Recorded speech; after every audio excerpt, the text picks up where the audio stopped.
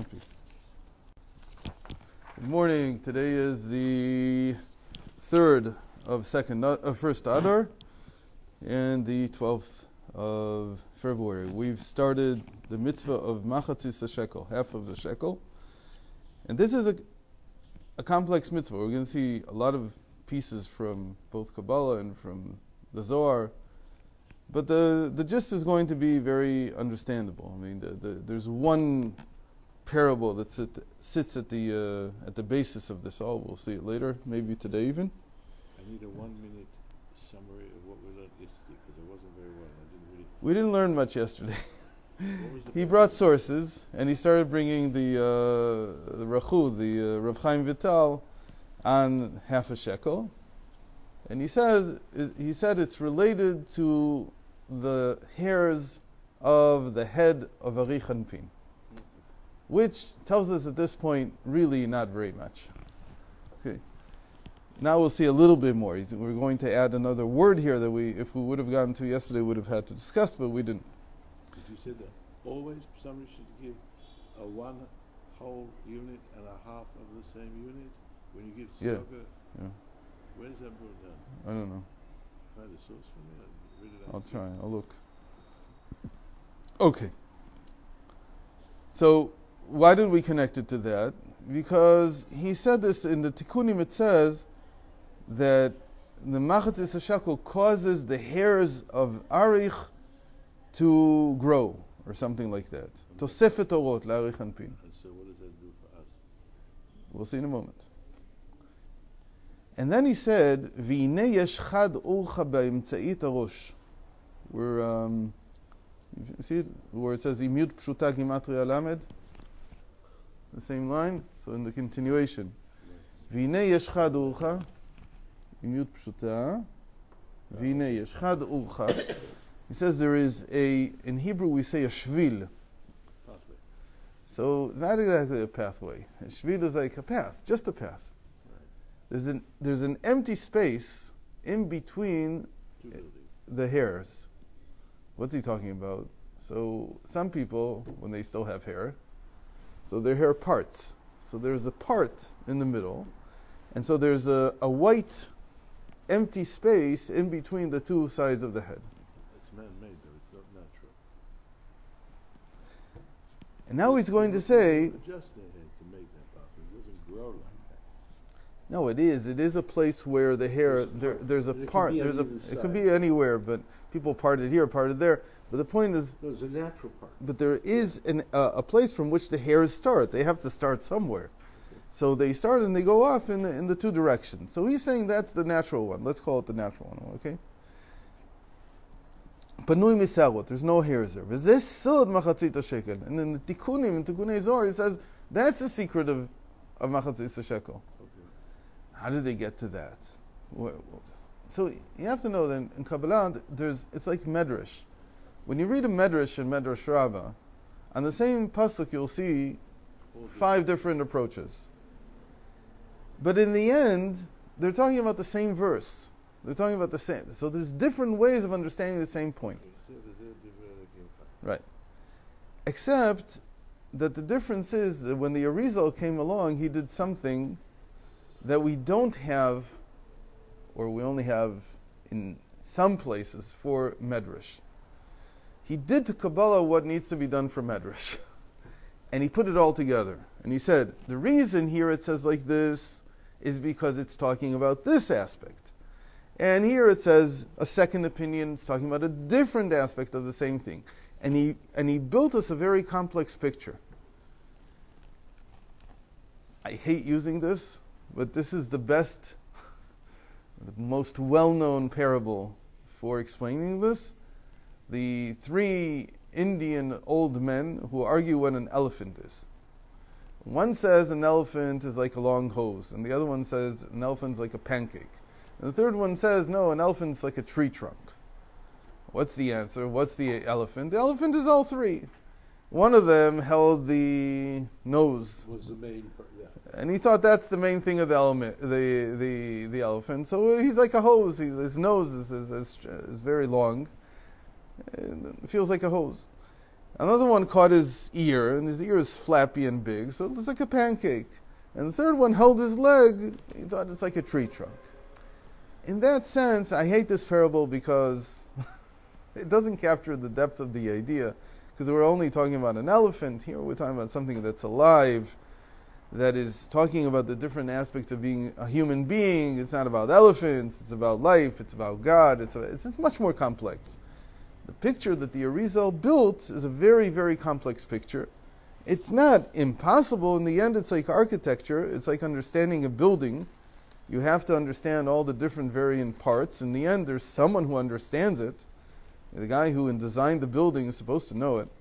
The Arizal worked, we don't know how, but he took everything in Kabbalah. Here in the Tikkunei Zohar it says this, in the Zohar it says this, in the Sefer Yetzirah it says this, and in the Sefer Tmuna it says this. He took all the different sources and he put them together into one coherent picture. And the picture is not simple. It's a complex picture, but it's not unsurmountable. Did he, I don't know the words, but I understand what you're saying. Did he favor one over the other? Obviously, the Zohar always has a certain power, a certain superiority over the other sources. Okay. But it's not because it's more correct or more, but because it's just more developed. Yeah. So he uses it more, and that's what he spent most of his time on. But he saw everything, I understand. and he put everything into one single system. We don't have that in the Medrash. And although I'll say a little bit of a caveat, Chasidus tries to do that for Medrash. What Chasidus tries to do is it tries to put together everything. In fact, Chasidus goes even one step further. It comes and says, let's use the Ari's comprehensive understanding of Kabbalah. What? It does this for the Medrash. And the way it does it is it says, let's use the structure that the Arizal built for Kabbalah, to understand Kabbalah, and we'll use it also in Medrash. And it requires a little bit of translation because the Medrash is not written in Kabbalistic language, so you have to decide that this means that, and so on. Is trying to help us understand Kabbalah. That too. That's another side of Chassidus. And the Chassidus tries to take Kabbalah and apply it to human behavior, to human psychology, to our relationship with God, and so on. The Arizal is very dry. It's like, again, it's like architectural plans for a building. It doesn't explain, it doesn't tell you what color anything is. And that would be like saying, this is how it looks, this is what it looks like in the real world. He seldom ever does that. And it's a famous thing that all the Kabbalists agree that if we would know what he meant in the real world, it would be easier to understand his plans. We don't know. We don't know exactly what he meant. We don't know exactly what he was referring to. In fact, most of the time, there's another element in the Arizal's Kabbalah that is partial and mostly missing, which is how does he relate this back to the Talmud? And in some places he explains exactly how he relates it back to the Talmud, and it's mind-blowing. Like how he reads a sugya in the Talmud. And suddenly you're saying that this is really the same thing. And this is especially known about the laws of Onah, of when you cheat someone, you have to give them compensate them. So at what amount is called cheating? For instance, if you take more than a fifth more than what the item is really worth, and you charge the person a fifth more, so how much do you have to be? And that whole sugya, it's just one sugya in Baba Metzia, and he blows this up into an unbelievable explanation in Zohar. And so much is built on it. So you can guess, and he shows it in a few other places, but that's the main one. So where he does show the logic, it is eye-opening. It is unbelievable. It's like how he reads the Talmud. Okay, so we have this from the Tikkunim. The Tikkunim comes and says, the half a shekel here is referring, what in the world is this like? He's saying it's like where the hairs split on a person's head. Except we're not talking about just any person, we're talking about this aspect of godliness, which is called the long countenance, arich anpin. What does that have to do with anything in the world?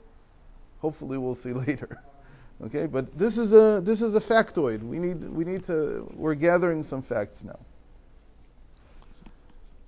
וזה סוד מחצית השקל. ועל ידי נתינת מחצית השקל, by giving the half shekel, היו מעוררים אותו. You awaken the split in between the hair follicle, in between the hairs. וגם המשכת השערות לכסות ראש דארי חנפין, שלא ינקו החיצונים. And this also adds, he says, this split in the middle, when you awaken it, it adds to these hair follicles bringing out what is concealed within arich. What is concealed within this lower half of the crown. What is concealed within the lower half of the crown? In Chasidus, we say these are the chushim of the nefesh. These are the senses of the soul. Chushim is like talents, hidden talents of arich hanpin. Shelo yinku achitzonim, so that they're not abused by the negative powers in the world. V'zeh sod v'natnu ish kofer nafsho. And this is a secret of what the Torah continues to say there in Kitisa. And each person, by giving Machatzit HaShekel, by giving half the shekel, will atone for their soul. And the atonement here, lechaper also means to cover. Like a kaporet is a cover on the ark. Right. כי אריך אנפין הוא נפש האצילות, יוריין שם. And what is this all talking about? He says, he now gives this statement. This is not from the Tikkunei Zohar. This is a statement from already the Arizal, that Arich, the general way of understanding what Arich represents, the long countenance, what does it represent? It's called the soul of all of the emanation. Everything that was emanated has a soul, like a soul within the body. Arich is considered the inner soul of it. To say it another way, that when we talk about the soul in a human being, now I'm saying a little bit Chasidus, a shtickle Chasidus on this, when we say that there's a little bit of, that the human being has a soul, the soul is in the brain, what we're usually referring to is this idea that the soul that's in my brain is what's giving life to my whole body. That would be like a translation of this statement from the Arizal into Chasidus. Okay. Now, unfortunately, we're not done with the sources. So we have another one now. And to understand this, so now we add something that he's now going to take from a Raya Mehemna. Raya Mehemna is part of the Zohar. It was written as a dialogue between Rashbi, Rab Shimon Bar Yochai, the source of the Zohar, and Moshe Rabbeinu. And they have a dialogue between them about the significance of the different commandments. So about the significance of Machatzit HaShekel, of half the shekel, they have a discussion at the very beginning of Parshas Kitisa. That's where they put the Raya Mehemna. The Raya Mehemna was apparently a separate book that was intercalated into the Zohar. By Moshe? Which Moshe? No. Raya Mehemna is a separate book in the Zohar corpus that was intercalated into the Zohar. So today you find it in the Zohar itself. You open up the Zohar on page, in this case, 187, folio 187, side B, in the second part of the Zohar, and you'll find the Zohar that we're now going to read. But it's really like a separate book. It's called Raya Mehemna. Everybody agrees it's a separate book. It was written at a different time also. But Rashbi is the star again. He's not the star, but he's the source of this dialogue with Moses. He says, to say half means two different things. When I say half of a shekel, what do I mean? So it says it has two different meanings. The one is, harishon, milshon chetzi kipshuto, the way you understand half. Half of something. Like it's an amount. ורוצה לומר, חצי השקל, ובחצי הרי אין בו רק חצי אחד ולא החצי השני. And then, in this case, half means this half and not that half. So I have only half. The other one I don't have. But, פירוש השני, במחצית, this is relevant to yesterday, even though, or this morning, I don't watch these things, but I don't know what went up, and I know that the Kansas City Chiefs won. Third time in 5 years, and they're like, wow, wow, wow. there's half time. Half time is not this half or that half. It's something in the middle. Okay? It's a separation between the two. במחצית מלשון מחיצה, כלומר שמחלק את השקל לחצאים. So it's a barrier in the middle that's dividing the whole into two parts. It's neither this nor that. It's something in the middle, but it belongs to both, because if it didn't have a connection to this and to that, or to that and to that, then it wouldn't be the middle. So middle here is like half time in a game. It's something that is in and of itself. It's not this or that, and it's in the end it can be one of two things. It can be a connector, and it can be a separator. This we talk a lot about in Chasidus, because when you have, for instance, Moshe Rabbeinu Moses being the one standing between us and God, he's like a half. What does it mean he's like a half? Half of us... He's both a connection Oh, and a no, Chaz v'shalom. So that's exactly the point. What? That he is only a connector. He is only a connector. He only connects the two halves. He doesn't separate them at all. Doesn't create any separation. Yeah? Okay? So that's something that's in the middle. Another type of middle, which is mentioned a lot in the Tanakh, in the Bible, is like Goliath. Goliath was a separator. Why? Because he's called Ish HaBeinayim, the man in the middle. What is he in the middle of? The Philistine army was on one side of Emek HaElah, the valley of Elah, and the Judean army, the Jewish army, was on the other side. And there was a separation in the middle. Who was brave enough to go into the separation? Goliath. He goes in every day, and he calls out to everyone, and he curses the God of Israel.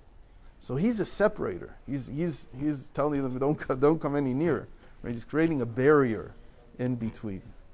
So that's another meaning of half. So if these are two meanings of half, having something and a half, as it were, then they both have to be included within this mitzvah of Machatzit HaShekel. Okay?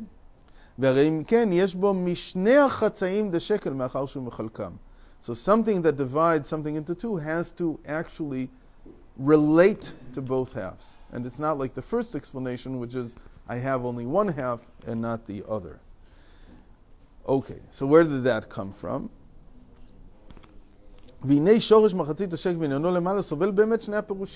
This really, these two explanations, really, we don't have time to resource today.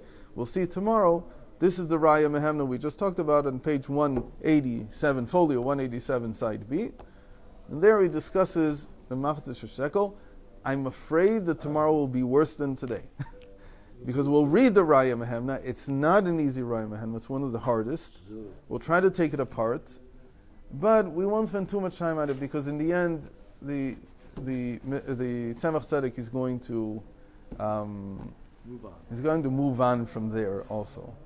Tomorrow we're going to start on time, so much more time. God willing.